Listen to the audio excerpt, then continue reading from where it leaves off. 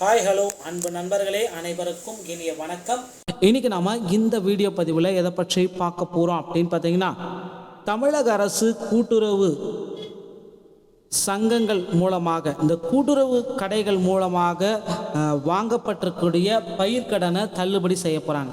10,346 ரூபாய் அந்த கோடி ரூபாய் தள்ளுபடி செய்யப்பட்டுள்ளதாகவும், அதே மாதிரி நமக்கு அமைச்சர் MRK பன்னீர்செல்வம் அவர்கள் நகைக்கடன் தள்ளுபடியும் செய்யப்பட்டிருக்கும், கல்விக்கடன் தள்ளுபடி செய்யப்பட்டிருக்கு.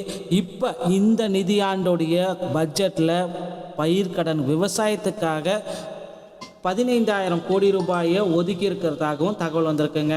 ஸோ இந்த விவசாயத்துக்காக இவ்வளோ பெரிய கடன் தொகையை ஒதுக்கி இருக்கிறது இப்பொழுதே முதல் தடவை. ஸோ இன்னும் பார்த்திங்கன்னா பட்ஜெட்டில் அடுத்தடுத்து பார்த்திங்கன்னா ஒரு புதிய அறிவிப்பாக வெளியிட்டே வராங்க.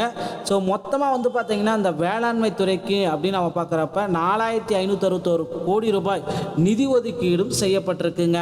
ஸோ ஓவராலாகவே பார்த்திங்கன்னா வட்டி மாநிலத்திற்கு, ஸோ மற்ற மாநிலத்துங்க இந்த வட்டி மாநிலத்தை கம்பேர் பண்ணுறப்ப ஸோ ரூபாய் 853 கோடியே இது பார்த்திங்கன்னா 2021 மற்றும் 22 நிதியாண்டிற்கு இதை சாங்ஷன் பண்ணாங்க.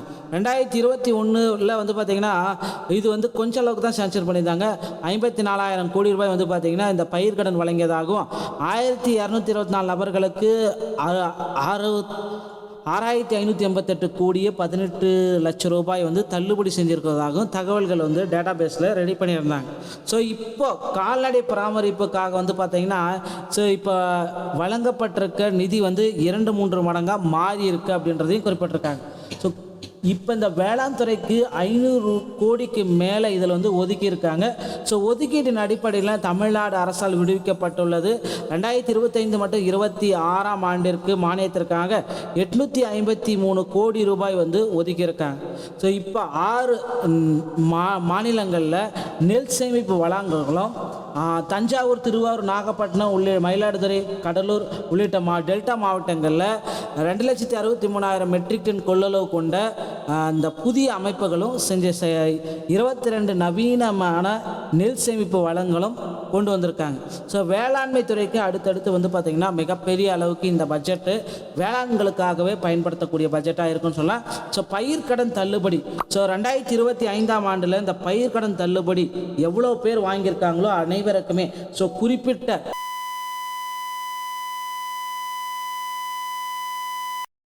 10 லட்சத்துக்குள்ளார வாங்கியிருக்கீங்க அப்படின்னா கண்டிப்பாக பயிர்க்கடன் தள்ளுபடி, கடன் தள்ளுபடி போல் விளம்பரம் செய்வது என்பது ரொம்ப ரொம்ப இம்பார்ட்டன்ட்.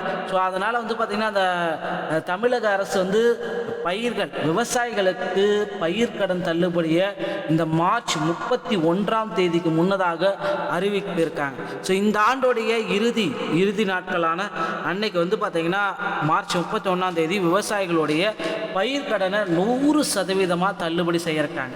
ஸோ தள்ளுபடி செய்யப்பட்டால் பார்த்திங்கன்னா அவங்களுக்கு ரொம்ப ரொம்ப மகிழ்ச்சி விவசாயிகளுக்கு. ஏன்னா கடந்த 5 ஆண்டுகளுக்கு ஒரு முறை மட்டும்தாங்க இந்த கடன்கள் எல்லாமே தள்ளுபடி செஞ்சுட்டு வராங்க. ஸோ திமுக ஆட்சி பொறுப்பேற்றதுலேருந்தே பார்த்திங்கன்னா நகைக்கடன் தள்ளுபடி, கல்விக்கடன் தள்ளுபடி எல்லாமே போயிட்டுருக்கு. சமீபத்தில் பார்த்துருப்பீங்க கல்விக்கடன் தள்ளுபடி. இப்போ பார்த்திங்கன்னா இந்த பயிர்க்கடன் விவசாயிகளுக்கு உண்டான பயிர்க்கடன் தள்ளுபடியை விரைவில் முடிக்க இருக்காங்க. பொறுத்து நான் பார்க்கலாம். இந்த தகவல் உங்களுக்கு போதுமானதாக இருக்கும் பட்சத்தில் நம்முடைய சேனலோடு இணைந்திருங்கள். பயிர்க்கடன் எப்பொழுது தள்ளுபடி செய்யப்பட்டால் அதற்குண்டான முழுமையான வீடியோ பதிவு நம்ம சேனலில் இருக்கும். மீண்டும் ஒரு நல்ல தகவலோடு நான் உங்களை சந்திக்கிறேன். நன்றி, வணக்கம்.